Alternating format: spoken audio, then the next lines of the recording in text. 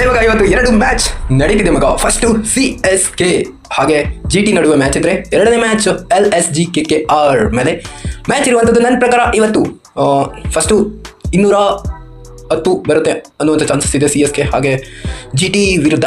ನೋಡೋಣ, ಇದು ನಡೆಯುವಂಥದ್ದು CSKದಲ್ಲಿ ನಡೆಯುವಂಥ ಮ್ಯಾಚ್ ಇದು. ನೆಕ್ಸ್ಟ್ ಮ್ಯಾಚ್ LSG KKR ಎಕನಾಸ್ ಸ್ಟೇಡಿಯಮಲ್ಲಿ, ಅದು 190 ಬರುವಂಥ ಸ್ಕೋರ್ ಏನೇ.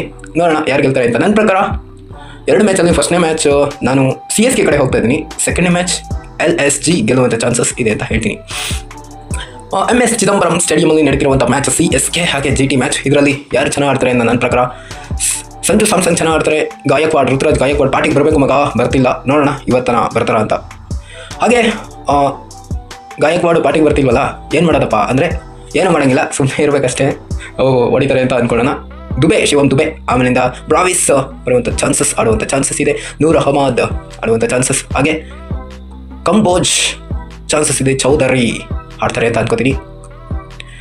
ನಂತರ ಇವರು ಎಸ್ಕಾನ್ ಆಡುವಂಥ ಚಾನ್ಸಸ್ ಕೂಡ ಇದೆ. GTಗೆ ವಿಚಾರಕ್ಕೆ ಬಂದರೆ ನನ್ನ ಪ್ರಕಾರ ಇವತ್ತು ಸಾಯಿ ಸುದರ್ಶನ್ ಆಡ್ತಾರೆ ಮಗ, ಆಡಲೇಬೇಕು, ಚೆನ್ನಾಗಿ ಆಡ್ತಿದ್ದಾರೆ.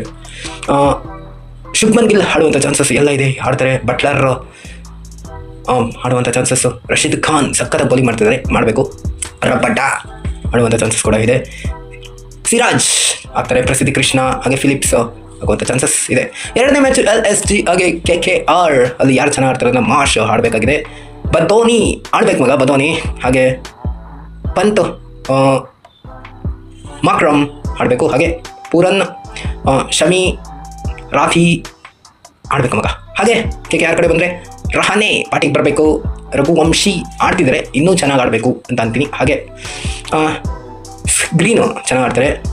ರಿಂಕು ಸಿಂಗ್ ಚೆನ್ನಾಗಿ ಆಡ್ತಾರೆ, ಆಡಲಿ. ಹಾಗೆ ನೂರ್ ಅಹಮದ್ ಆಡ್ತಾರೆ. ನೂರ್ ಅಹಮದ್ ಅಲ್ಲ, ನಾರಾಯಣ ಆಡ್ತಾರೆ. ಹಾಗೆ ಕಾರ್ತಿಕ್ ತ್ಯಾಗಿ. ನಂತರ